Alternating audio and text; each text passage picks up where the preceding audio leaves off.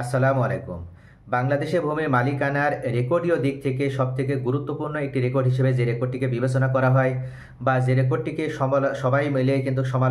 আলোচনার ভিতরে রাখে, সেই রেকর্ডটির নাম হচ্ছে এসএ রেকর্ড। মূলত এসএ রেকর্ডটি কেন এত গুরুত্বপূর্ণ বা এসএ রেকর্ড নিয়ে কেন এত আলোচনা হয়, আজকে মূলত আমি এই সম্পর্কে আপনাদের সামনে বিস্তারিতভাবে আলোচনা করব। তার আগে একটি কথা আপনাদের বলে রাখি, সেটি হচ্ছে এসএ রেকর্ড কি আসলেই বাতিল হয়ে যাবে, আর এসএ রেকর্ড অনুযায়ী যারা জমির মালিকানা পেয়েছিল তারা কি এসএ রেকর্ড অনুযায়ী জমির মালিকানা ধরে রাখতে পারবে, এই বিষয়টি আমি আপনাদের সামনে আজকে পরিপূর্ণভাবে আলোচনা করব। সাধারণত বাংলাদেশে ব্রিটিশ আমলে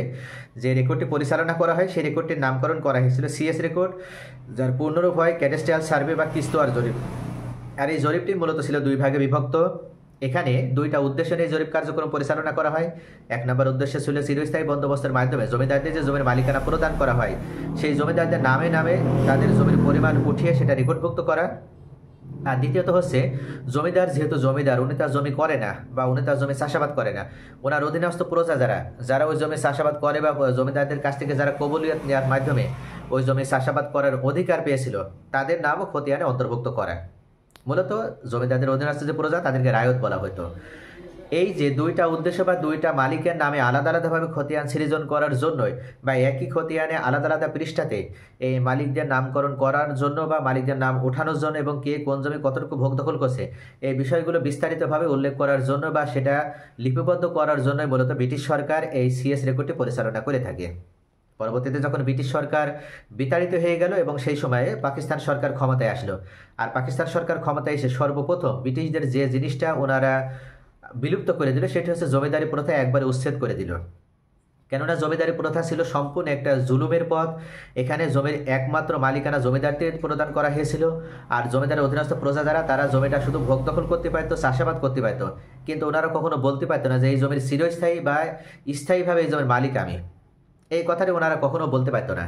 যদি ওনারা জমিদার দিক থেকে কবুলিয়ত নিয়ে থাকে বা কবুলিয়ত দলিলের মাধ্যমে যদি ওনারা মালিকানা পেয়েও থাকে, তাহলেও ওনারা এই কথাটি বলতে পারতো না, কেননা ওই দলিল অনুযায়ী বোঝানো হইতেছে জমিদারের অধীনস্থ প্রজা হিসেবে এই জমির মালিকানা উনি পাচ্ছে। তবে এসএ রেকর্ডে যখন পরিচালনা করা হয় তার পূর্বে পাকিস্তান সরকার জমিদারি প্রথা উচ্ছেদ করে দিল এবং সর্বনিম্ন একজন ব্যক্তির নামে 100 বিঘার উপরে আর কোনো জমির মালিকানা থাকবে না, বা এই বিষয়টি কিন্তু নিশ্চিত করা হলো। অর্থাৎ আইন করে দেওয়া হলো যে একজন ব্যক্তি সর্বোচ্চ 100 বিঘা পর্যন্ত এক নামে জমির মালিকানা লাভ করতে পারবে। তাহলে জমিদারদের নামে নামে যে জমিগুলো ছিল, যারা ওই সময় জমিদারদের অধীনস্থ প্রজা যারা ছিল তাদের নামে ওই জমিগুলো লিপিবদ্ধ করার জন্য বা স্থায়ীভাবে জমির মালিকানা প্রদান করার জন্য মূলত এসএ রেকর্ডটি পরিচালিত হয়। তবে এক্ষেত্রে রায়ত আবার যারা ছিল বা কোরফা রায়ত যাদের বলা হতো, মূলত এই কোরফা রায়তরাও যে রায়তদের কাছ থেকে জমির মালিকানা পেয়েছিল তাদের নামেও আবার এসএ রেকর্ডে জমির মালিকানা প্রদান করা হয়। এক কথায় ওই সময় যারা জমি ভোগ দখল করছিল সেই ভোগ দখল অনুযায়ী বা দখল সত্ত্ব অনুযায়ী তাদের মালিকানা প্রদান করা হয় এবং এসএ রেকর্ডে তাদের নাম অন্তর্ভুক্ত করা হয়। এক্ষেত্রে দেখা যায় যে অনেক সময় এসএ রেকর্ডটি গুরুত্বপূর্ণ একটি রেকর্ড হিসেবে বিবেচনা করা হয়। তার অন্যতম কারণ হচ্ছে এসএ রেকর্ড যখন পরিচালিত হয় তখনই সর্বপ্রথম জমিদারি প্রথা বিলুপ্ত হয়ে গেছে। আর এই জমিদারি প্রথা বিলুপ্ত হয়ে যাওয়ার কারণে সাধারণ প্রজা যারা বা সাধারণ জনগণ যারা, যাদেরকে কখনো জমির মালিক হিসেবে বিবেচনা করা হয়নি বা যাদেরকে সবসময় জমি চাষাবাদ করার অধিকার পর্যন্ত এতটুকু মনে করা হতো, সেই সমস্ত ব্যক্তিদের নামে বর্তমানে জমির মালিকানা প্রদান করা হচ্ছে এবং তাদেরকে জমির মালিক হয়ে বা তাদেরকে বিশেষভাবে সম্মানিত করা হচ্ছে। কারণ এখন তারা আর জমিদারের অধীনস্থ প্রজা নয়, তারা এখন নিজেরাই জমির মালিকানা লাভ করছে এবং স্থায়ীভাবে এই যে মালিকানা প্রদান করা হচ্ছে, এই ক্ষেত্রে অনেক ব্যক্তির ভিতরে লোভ জাগ্রত হয়। অনেক ব্যক্তির ভিতরে এমন একটা টেন্ডেন্সি দেখা যায় যে তারা যেভাবেই হোক, জোরপূর্বক হোক বা ক্ষমতা দেখিয়ে হোক বা প্রভাব খাটিয়ে হোক বা প্রতিপত্তি ব্যবহার করে হোক, তারা অন্যায়মূলকভাবে অনেক নাবুস বা অনেক যারা অজ্ঞ বা ওই সময় যারা একটু জায়গা জমি সম্পর্কে সচেতন ছিল না, যারা কম বুঝত, তাদেরকে ফাঁকি দেওয়ার মাধ্যমে অনেক ব্যক্তি তিনি নিজ নামে বা নিজের পরিবারের ব্যক্তিদের নামে এসএ রেকর্ডে নাম অন্তর্ভুক্ত করার একটা কৌশল বা চেষ্টা তারা চালিয়ে যেতে লাগলো। আর এরই ধারাবাহিকতায় দেখা যায় অনেক ব্যক্তি আছে সে সময় তারা সফলও হয়েছিল, অর্থাৎ ওই সময় যারা এসএ রেকর্ড পরিচালনা করছিল সেই রেকর্ড কর্মকর্তা হিসেবে যারা ছিল তাদেরকে বুঝিয়ে বা তাদেরকে প্রতারিত করে বা তাদেরকে টাকা পয়সা দেওয়ার মাধ্যমে অনেক ব্যক্তি আছে তারা প্রভাব খাটিয়ে নিজেদের পারিবারিক জমিও নিজের নামে রেকর্ড করে নিয়েছিল। এই যে ধরনের ন্যাক্কারজনক ঘটনা কিন্তু এসএ রেকর্ডে প্রচুর পরিমাণে সংঘটিত হয়, যার কারণে এসএ রেকর্ডটিকে আমরা একটা বিতর্কিত রেকর্ড হিসেবে বিবেচনা করি। তবে এসএ রেকর্ডটিকে বিতর্কিত রেকর্ড হিসেবে বিবেচনা করলেও বা এসএ রেকর্ড থেকে কিন্তু পরবর্তী রেকর্ড পর্যন্ত আরএস রেকর্ড এসেছে বা বিআরএস রেকর্ড এসেছে বা ঢাকাতে যেমন সিটি জরিপ হয়েছে, এই রেকর্ডগুলো পর্যন্ত কিন্তু এসএ রেকর্ডের কারণেই মূলত মামলা মোকদ্দমারও উদ্ভব হয়েছে বাংলাদেশে। বাংলাদেশে এসএ রেকর্ডের পূর্বে কোনো ধরনের জায়গা জমি সংক্রান্ত বিষয়ে কোনো মামলা মোকদ্দমাটা এতটা প্রচলিত ছিল না, কেননা সেখানে কোনো ধরনের অবৈধ মালিকানা লাভ করার সুযোগ ছিল না, বা কোনোভাবে জোর জবরদখলের মাধ্যমে মালিকানা লাভ করার সুযোগ ছিল না, বা কেউ কাউকে ফাঁকি দিয়ে জমির মালিকানা পাবে এই ধরনের সুযোগ কিন্তু কোনোভাবে তখন প্রদান করা হয়নি।